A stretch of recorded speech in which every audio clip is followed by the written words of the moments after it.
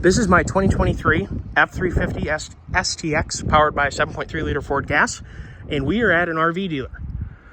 I am thinking about selecting this trailer. This is a Grand Design Transcend Explorer 26 BHX with all the extra numbers and letters attached to it.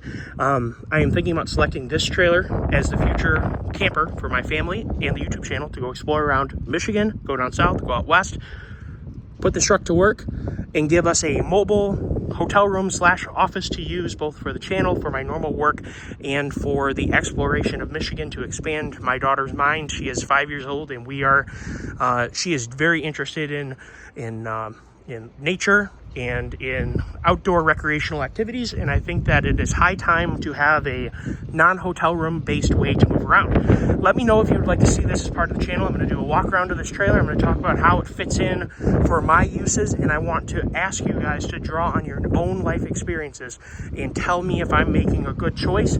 Keep in mind that the physical size, they get big, guys, as you well know, and they get expensive. Cost is a factor, fitting into small campgrounds is a factor, and also retaining my bed storage capacity is a factor. I really don't want a fifth wheel this time because I want to be able to bring along kayaks and other recreational products along with me in the bed. I don't want to lose it for a fifth wheel hitch. And like I said, length, fitting it in tight camp spaces is something that I definitely want to do. Yes, it is really windy. We are about to get slammed with a storm. I'm sure you can hear and I'm sure you can see. The air is very unpleasant looking. I think we're about to get a nasty thunderstorm. Let me know how you guys like the look of this trailer. If you think it'll work well for me, drawing upon your own experiences, let me know if I'm making a good choice or a bad choice. I'm potentially getting this trailer to use for the YouTube channel. Remember to comment and let me know how you like the video, and also what you think about this combination of the channel for the future of it down below. This conversation wouldn't really be complete without talking about weights here. The unloaded vehicle weight, UVW, is said to be 238 pounds. So that is in theory what it weighs without putting extra stuff in it. It is rated at a gross vehicle weight rating of 7695, so not a terribly big trailer, and each axle is rated at 3,500 pounds. So it's assuming that you're putting some weight forward onto your truck, of course. So that is half-ton territory. However, one of the things that I do like about owning a heavy-duty truck is when you tow smaller trailers, trailers that would work for a half-ton, you're doing it with an immense amount of comfort. This truck has a 4,380-pound payload, so nothing this trailer is going to do is going to touch its. I could probably almost put a Ranger on a sled deck on the back of my truck and still not overweight my truck. This truck is rated for 18,000 pounds of conventional towing. I tow 17,000 pounds with some frequency, 14,000 pounds with a lot more frequency. So this would hardly be the biggest, heaviest trailer. The thing is that I already am going to mention in the video, a lot of YouTubers go for the biggest, most extravagant thing for views. I'm not going for that, and I'm kind of curious if you guys are going to be okay with that, because I don't think that I want a big, heavy, overly obnoxious thing to use and drive just for clout. That's not really my thing. I don't like that. I think this is going to work very well for what we're trying to do, and it leaves the room to be able to bring along some stuff, potentially a four-wheeler in the bed. Or if we were really going to get serious about doing this, we wanted to bring one truck, I could look at a sled deck or a diamond topper, what are those things called? Diamondback. They have the extended width things to allow you to put two four-wheelers on the back of your truck. I could bring two full-size four-wheel drive four-wheelers on either a sled deck or the diamond whatever topper thing, whatever the heck it's called. I'd have to omit my toolbox, of course, but I could do that, and it would mean that my truck could bring two quads on the back of it plus this trailer and still not be overtaxing the entire system. The other thing is, when we're going on long road trips and potentially inclement weather, like it blowing like crazy, my bet is that this truck is going to handle this trailer extremely easily because we're not trying to max out what we're trying to buy. So I think that is something you guys should consider too when you're shopping, and because I'm considering it when I'm shopping. I want to have that extra performance in the bag so that when I'm towing in heavy wind, I'm not white knuckling it and working extremely hard as a driver. I will be able to tow the speed limit with this trailer with, I think, a good level of comfort. What I'm looking at in the design of the trailer is the distance from the front axle to the ball. My bet is this trailer has a lot of tongue load, which is good for me because I want the tongue load. My bet is this trailer, just looking at the design of it, I think it's going to tow pretty well for a camper because the distance from the ball to the front axle is a pretty long distance, which means a good bit of weight is being transferred on the front. Because it's not a toy hauler, you can't accidentally put too much weight in the back. I am a minimalistic person. We're going to have, 5 plastic reusable plates that we can wash easily, 5 sets of silverware, 5 knives, 5 forks, 5 spoons, some plastic cups, some Yetis, like minimum stuff in the trailer. Pillows and blankets don't weigh that much, and really what we're going to be bringing along is more recreational products. And if we want to bring a generator, if we want to have a backup power, this thing is solar, so you may not need to have that to do anything, but we're on the AC. Generator with AC is going to be definitely required. So that's kind of what I'm thinking, and I hope I don't make this video too long, but I kind of want to cover, I think that a new camper, I would say I'm a very experienced trailer tower, not an experienced camper buyer or owner. I do have a camper. It's a 32-foot long old camper that the side laminated. I've towed it quite a bit. I know exactly how that thing tows. I actually really like how it tows. It's a very stable trailer, amazingly, for how old it is, and I put new bearings in it, new brakes, new tires on as soon as I got it. And then I ripped the side off by towing too fast in a headwind. And then a semi-truck went past me, and the suction between the two vehicles just sucked the side right off. Very disappointing. But we've had a lot of fun camping out of that, and I think that owning something again that is actually going to be road-worthy is going to be a lot of fun. I think we're going to use it potentially 4 seasons. For sure, 4 seasons down south. So I wanted to share that, because when you're towing across the mountains, you definitely don't want to be barking on that territory of being too high on payload or too high in capacity, because what it's going to do is going to make you work a lot harder as a driver. And it's going to expose your vehicle's weaknesses. If you're trying to tow this with a half ton across the mountains, I guarantee you're going to be working a lot harder than somebody with a 350 single wheel, and towing this is going to be working. So that is something to consider when buying, and I don't really feel bad about not going for the wow factor. To be perfectly honest with you, I can't afford it, and I can't justify it, and I don't know if I want it. So not going to be the wow factor here. Let me know what you guys think about that. Well, guys, there's my truck right there, and I'm seriously thinking about making that attached to this at some period of time. This is a Transcend Explorer 26 BHX. It is not the biggest. It is not the flashiest, but I think that it has some very positive design characteristics about it. First of all, comparing to a big step up next to it, just happens to be right next to it, is a Momentum toy hauler. Look at the difference in box size that you're towing around. Double AC units that you're paying for. Perhaps some extra width, and yes, the wind is absolutely wild. I'm doing my best, and like you're going to see in the video, most of the conversation happens inside the trailer. It has solar, already 200 amps solar. It has the heavy-duty step. It has an outdoor kitchen, which I'd like to show you because we will definitely use it. And it also has, as many trailers do, this is not unique to this trailer, but an absolutely ludicrous amount of storage in the front, which anyone bringing family along, camping and doing activities on the way, is going to hugely appreciate. Really quickly, there's the layout, if you want to pause it and take a look at it. It does have power, and that's GFCI.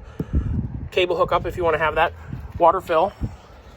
And the all-important, which I think I would use. I know some people perhaps aren't feeling as in need of this. An outdoor fridge. I think I would use the heck out of this for cold drinks, as well as a place to cook bacon and pancakes in the morning. I'm not really sure how you can go too wrong. You could cook chicken on here. You could cook pork chops, steak. You could cook your dinner right here is what I'm getting at. You don't have to bring along a separate grill, but I think it might be a good idea. I think you could probably find a separate grill that stands on its own that would store right here. So some people may want to put something electric in here, but I'm kind of thinking this could almost be a good grill storage space if I could find a compact portable grill.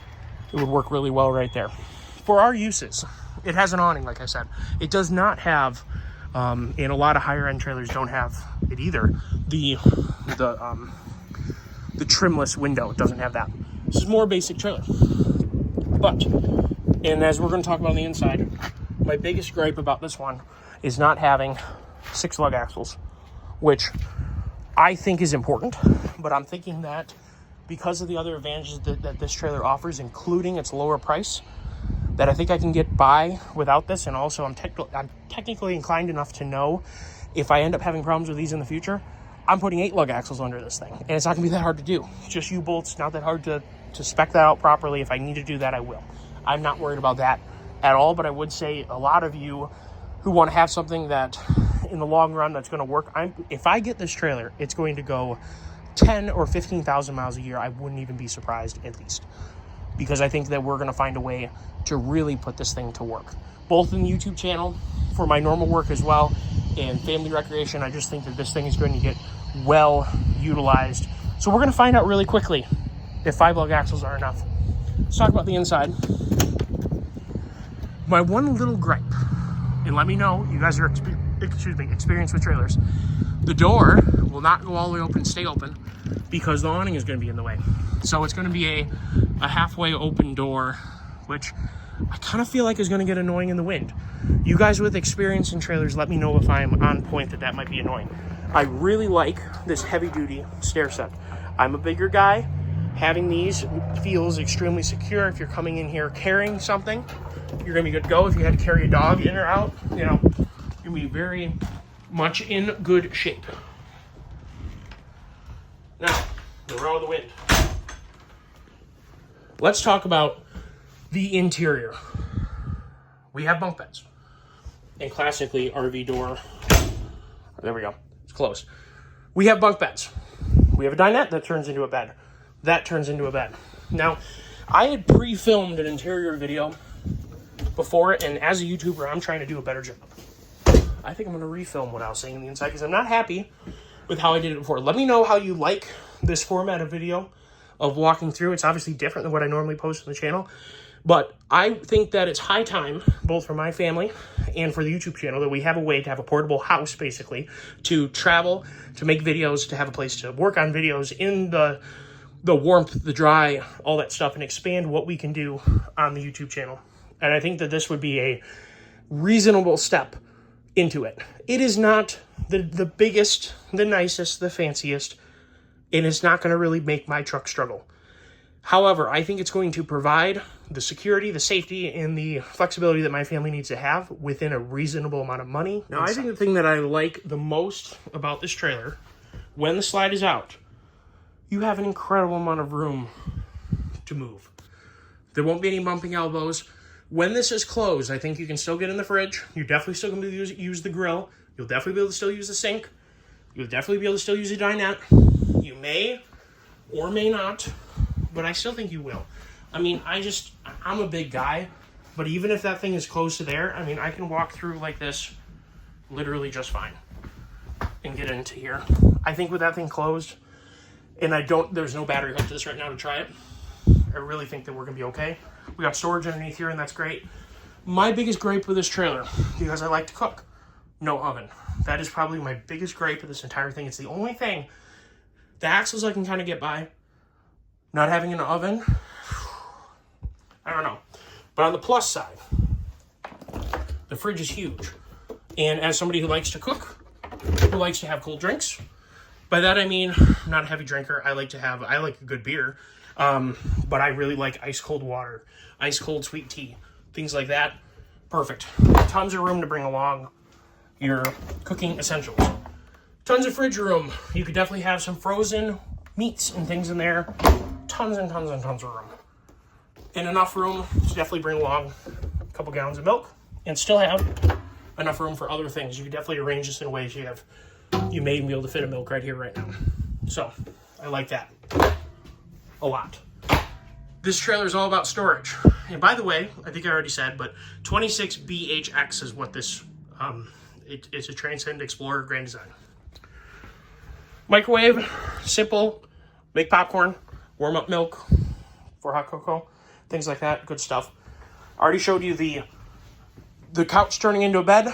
It's basic, and I think that this is something that I'm more than comfortable with. I don't need to have fancy arms and electric feet, legs, or risers and all that stuff. I think that this is going to work out well for me. What I am curious about, my viewers, if you would help me in this buying process. If you have a lot of experience with trailers similar to this, or you started with something like this, let me know what I'm missing. I'm heavily debating adding this to things that I own and things that I use. What am I not understanding about this in terms of, is there better options, or am I missing a problem that I'm going to have with this trailer? Because right now I'm struggling to not have it. A lot of YouTubers go for the wildest, the wow factor, the biggest, the most expensive, and whatever. That's not who I am in real life, so I'm not going to be that way on YouTube. I want something that is going to be fun, and I can just picture the bonfires, the s'mores, the cooking, the smoking of meats, all that good stuff, and the canoeing and the kayaking and fishing and potentially hunting out of it and four-wheeling and whatnot, trail riding. I can visualize that with this trailer. And I can visualize it at a price point that isn't ridiculous. Would you guys like to see my 7.3 tow this trailer around potentially the country, but specifically northern Michigan, and see the sights and the experiences and all that good stuff? It does have, like I said, 2 bunk beds, so perfect for kids. I have 1 kid. I have 4 dogs, so more dogs than kids. This amount of room is going to give plenty of room for the dogs to play, and I really like that about it. I was going to describe, as opposed to I'll show you.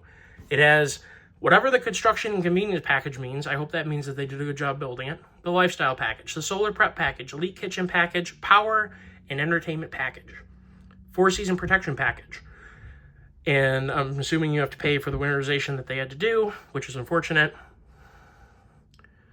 Off-grid solar option, 500. I think it's got 200 watts of solar up top.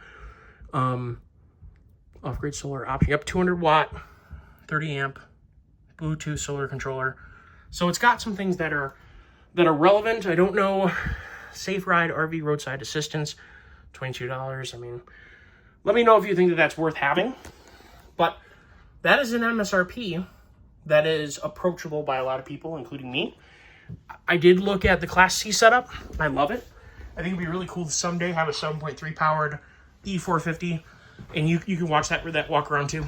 I just loved that machine, but I don't think it's realistic.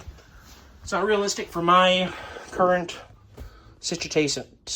So I had to scale back, bring the cost down to a reasonable number. Let me know what you guys think, and let me know if I'm making a mistake considering this, because the viewers, I've noticed you guys, you know a lot. You're highly experienced in all your different ways, and I respect all of you, and I want to hear what you guys have to say. What am I missing on this?